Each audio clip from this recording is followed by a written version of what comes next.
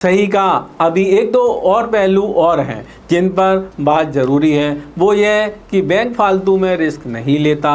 उसने क्यों किया डिस्काउंट? क्योंकि उसे रमेश भाई से ज़्यादा महामॉल पर भरोसा है। एग्जैक्टली बैंक सोचेगा भाई रमेश भाई की कंपनी तो छोटी है, लेकिन इसका जो खरीदार है महामॉल वो बड़ी फर्म है, रेगुलरली पेमेंट करती है, अच्छा खासा टर्नओवर है। तो असल में बैंक चार्ज बायर की क्रेडिबिलिटी पर पैसा देता है। तो असल में बैंक लार्ज बायर की क्रेडिबिलिटी पर पैसा देता है।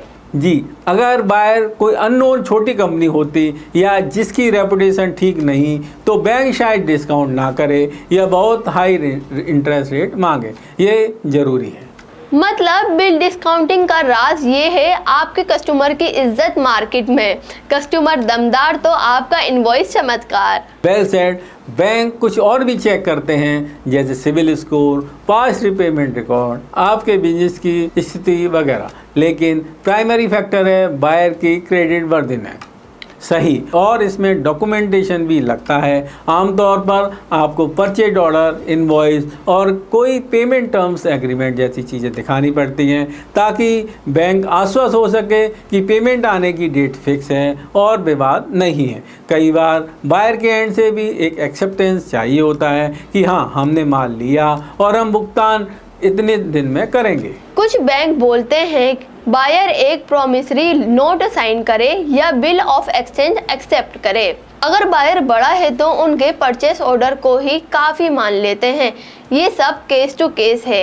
एग्जैक्टली। तो किसी भी उद्यमी को अगर बिल डिस्काउंटिंग करवाना है तो कोशिश करें कि उनके पास प्रॉपर डॉक्यूमेंट हो, सब कुछ साफ सुथरा ट्रांजैक्शन हो, तभी बैंक जल्दी हामी भरते हैं। तैयारी करके जाओगे तो काम आसानी से होगा, वरना बैंक वाले टालते रहेंगे। अब एक ख्याल आया, ये तो अच्छा हुआ महामॉल ने टाइम पर पैसा दे दिया बैंक को। पर अगर सोचो बायर ने नहीं चुकाया या बहुत लेट चुकाया तब क्या होगा? बेचारे रमेश भाई की तो निकल पड़ेगी। यह एक महत्वपूर्ण सवाल है। अधिकतर traditional bill discounting transaction with recourse होते हैं। विद रिकोर्स मतलब अगर बायर ने पैसे नहीं दिए तो अंतिम जिम्मेदारी सेलर की होगी बैंक को पैसा लौटाने की। उप्स, यानी आखिर में बैंकों ने अपना रिस्क सप्लायर पर ही डाल दिया। मतलब यदि महामॉल डिफॉल्ट कर गया तो बैंक रमेश भाई से बोलेगा भाई तू भरपाई कर, तेरे खाते से हम काट लेंगे या कानूनी कार्रवाई करेंगे। सही। तो ऐसा नहीं है कि रमेश भाई बिल्कुल रिस्क फ्री हो गया। इसीलिए समझदारी यही है कि उसी इनवॉइस को डिस्काउंट कराओ जहां बायर पे कॉन्फिडेंस हो। अगर शक है कि पेमेंट में गड़बड़ी होगी तो डिस्काउंटिंग भी नहीं मिलेगी शायद, और मिला तो बाद में आप पे लायबिलिटी आ सकती। हाँ, लेकिन एक बात और बताओ विकास जी, कुछ लोग कहते हैं फैक्टरिंग वगैरह नॉन रिकॉर्ड्स होता है, वो क्या है? अच्छा पॉइंट। इनवॉइस डिसफैक्टरिंग एक कजिन है बिल डिस्काउंटिंग का।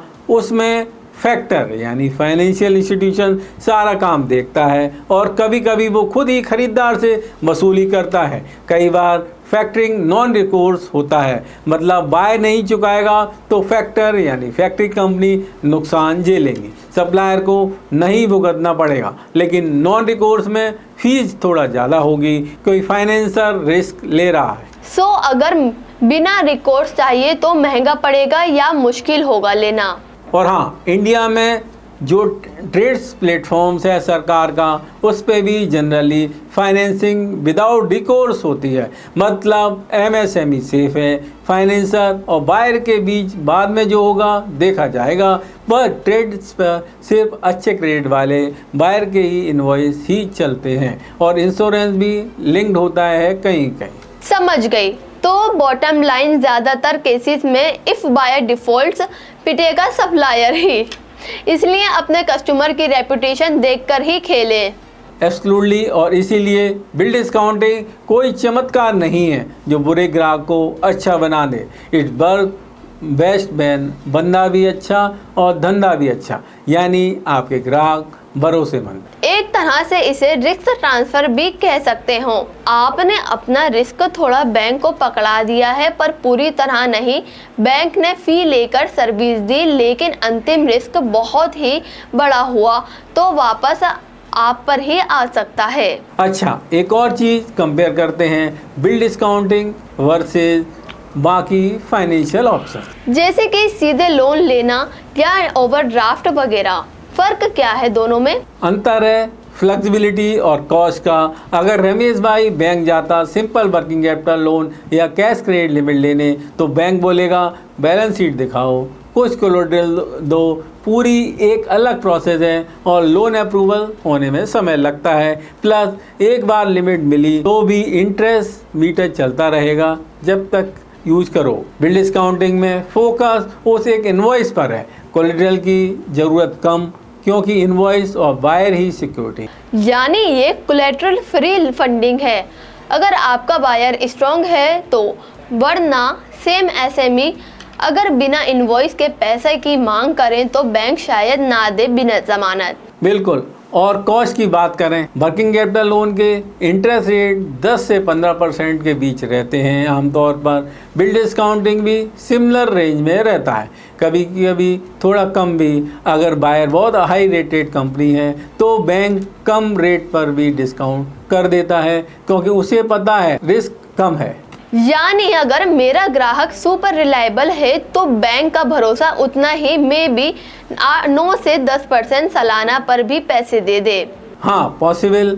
एक्चुअली कुछ बड़े खरीदार के केस में तो 8 से 9% पर भी फाइनेंसर लाइन लगाकर खरीदना चाहते हैं, इनवॉइस स्पेशली ऑन प्लेटफॉर्म, क्योंकि वो इसे सेफ शॉर्ट टर्म इन्वेस्टमेंट मानते हैं।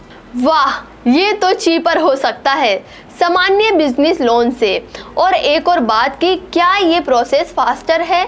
मेरा मतलब लोन वगैरह में हफ्तों लगते हैं इसमें भी शुरुआत में कुछ दिन लगते हैं सेटअप में, बट कई इस्टेब्लिश प्रोग्राम में 1 से 2 दिन में पैसा आ जाता है, वंस एवरीथिंग वेरीफाइड। खासकर ट्रेड्स पर जैसे ऑनलाइन प्लेटफॉर्म पर तो दावा है कि 24 घंटे में पैसा मिल सकता है बायर के अप्रूव करने के बाद।